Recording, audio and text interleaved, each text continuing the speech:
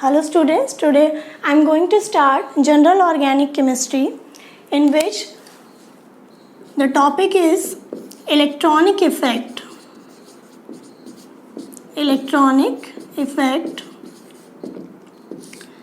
Electronic effect क्या होते हैं, इसको हम समझते हैं जैसे कि कोई रिएक्शन है, ऑर्गेनिक रिएक्शन, जिसमें दो पार्ट होते हैं। एक हमारा क्या होता है, रिएक्टेंट, और दूसरा होता है हमारा प्रोडक्ट।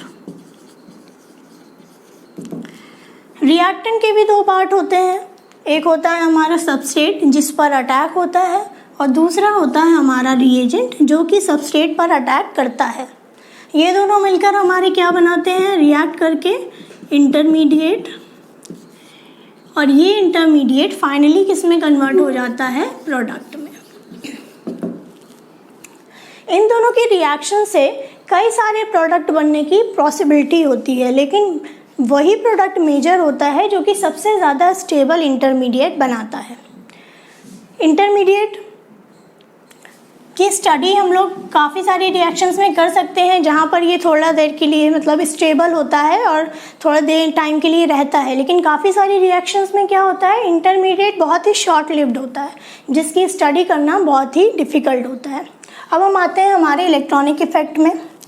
अब सबस्ट्रेट जो है वो जो रिएजेंट है वो सबस्ट्रेट पर अटैक क्यों करेगा, इसके पीछे डिराइविंग फोर्स क्या है जो कि रिएजेंट को सबस्ट्रेट पर अटैक करने के लिए फोर्स कर रहा है।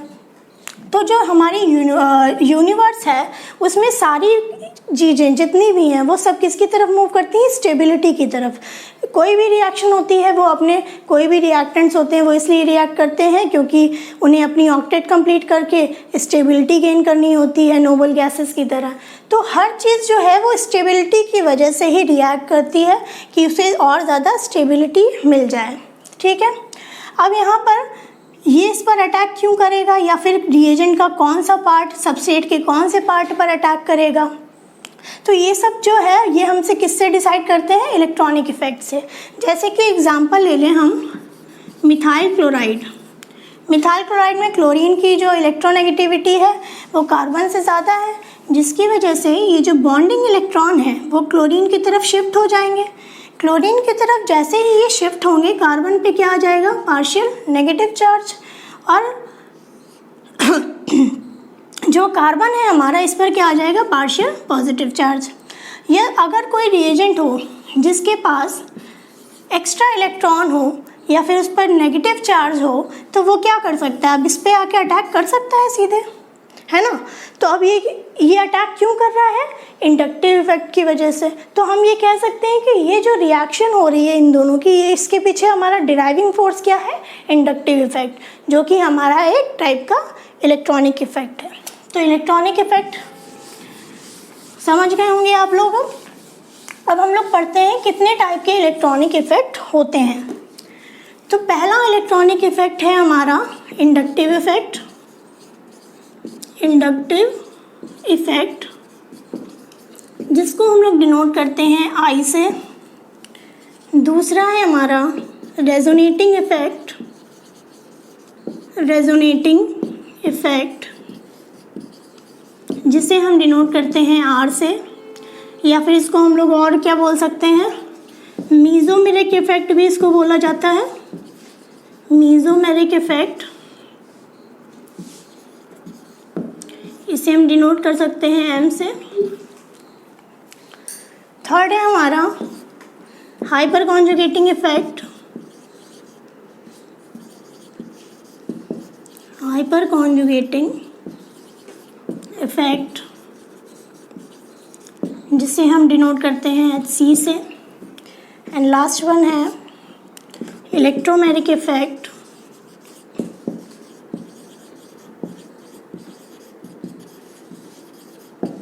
जिसे हम डिनोट करते हैं ई से। इन चारों में हमारे जो फर्स्ट थ्री है, यानी कि inductive effect, resonating effect and hyper conjugating effect, ये तीनों किस तरह के इफेक्ट हैं, परमानेंट इफेक्ट।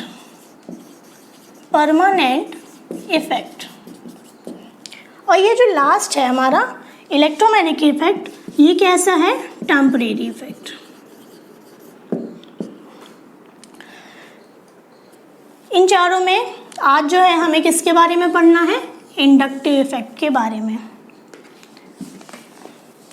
इंडक्टिव इफेक्ट की डेफिनेशन हम लोग किस तरह से दे सकते हैं?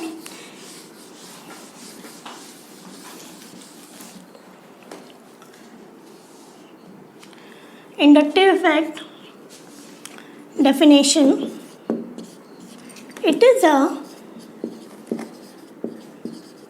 permanent partial displacement of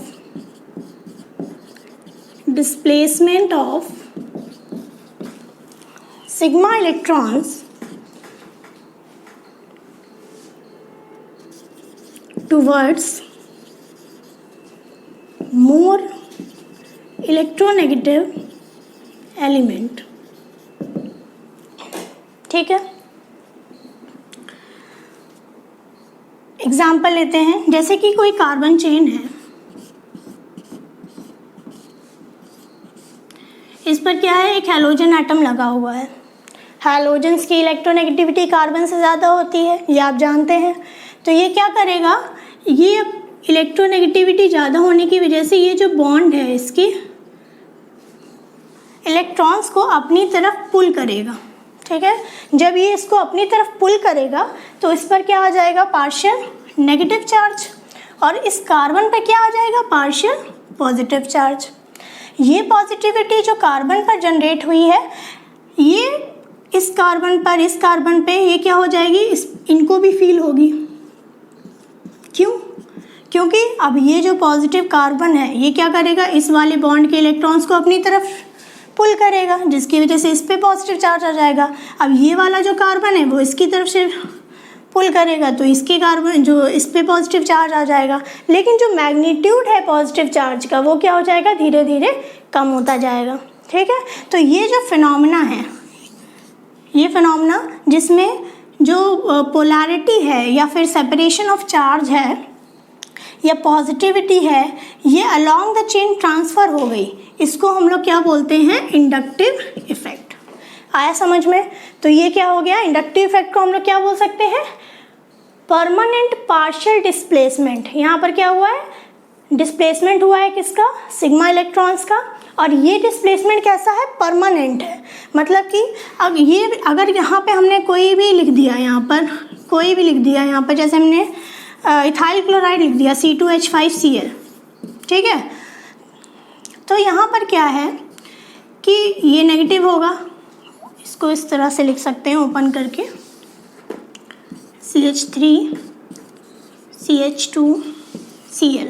ठीक है, अब यहाँ पर ये इलेक्ट्रॉन्स को पुल करेगा तो इस पे पार्शियल नेगेटिव चार्ज, इस पे पार्शियल पॉजिटिव चार्ज, इस पे partial positive charge.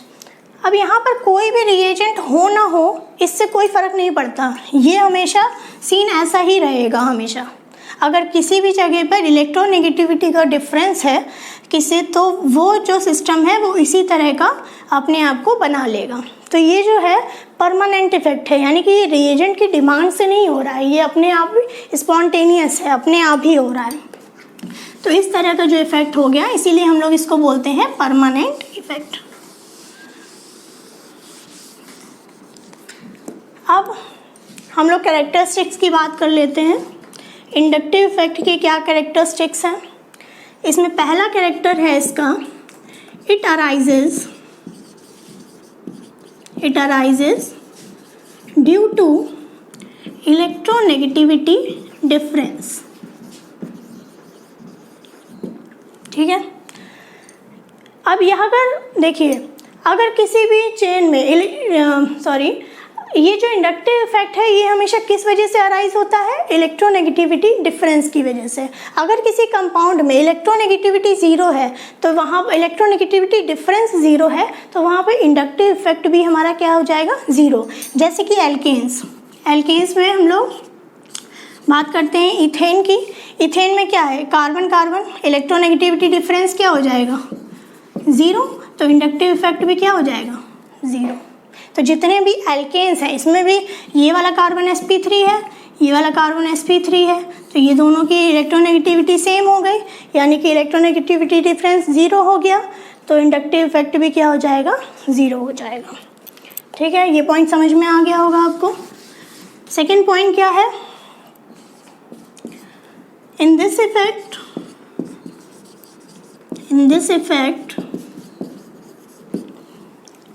only sigma electrons participates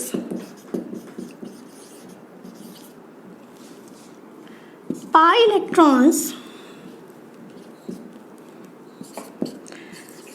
do not interfere। मतलब जो इंडक्टिव इफेक्ट है वो केवल सिग्मा बॉन्ड्स के थ्रू ऑपरेट होता है, इसमें पाई बॉन्ड का कोई इंटरफेरेंस नहीं होता। अगर कोई हम लोग चेन लें जिसमें कि यहाँ पर पाई बॉन्ड है और यहाँ पर क्लोरीन लगा हुआ है, ठीक है, तो इंडक्टिव इफेक्ट किस में होगा, केवल सिग्मा इलेक्ट्रॉन्स के थ्रू होगा। ये नहीं है कि इसमें पाई बॉन्ड टूट जाए, ठीक है, तो पाई बॉन्ड का इसमें कोई भी इंटरफेरेंस नहीं होता है। ठीक है, ये बात बहुत ही इंपॉर्टेंट टॉपिक है, पॉइंट है, इसको हमेशा याद रखिए। जो इंडक्टिव इफेक्ट है वो केवल सिग्मा इलेक्ट्रॉन्स के थ्रू ऑपरेट होता है, इसमें पाई इलेक्ट्रॉन्स का कोई भी इंटरफेरेंस नहीं होता है। थर्ड है हमारा, ये जो इंडक्टिव इफेक्ट है उसको हम इस तरह के एरो से शो करते हैं।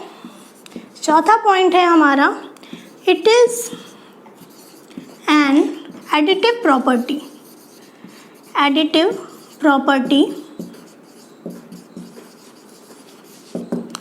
प्रॉपर्टी का मतलब इंडक्टिव इफेक्ट ऐसा मैथमेटिकल फंक्शन है जिसको हम लोग वेक्टर्स की तरह ऐड करते हैं। वेक्टर्स का मतलब इसको डायरेक्शंस के साथ में ऐड किया जाता है। जैसे कोई कार्बन है, उस पर यहाँ पर इस तरह से 2 क्लोरीन एटम्स लगे हुए हैं, एक तरफ इंडक्टिव इफेक्ट इस तरफ लग रहा है, एक तरफ इंडक्टिव इफेक्ट इस तरफ लग रहा है, ठीक है, तो ओवरऑल जो कार्बन पे इंडक्टिव इफेक्ट है वो क्या हो जाएगा हमारा, 0।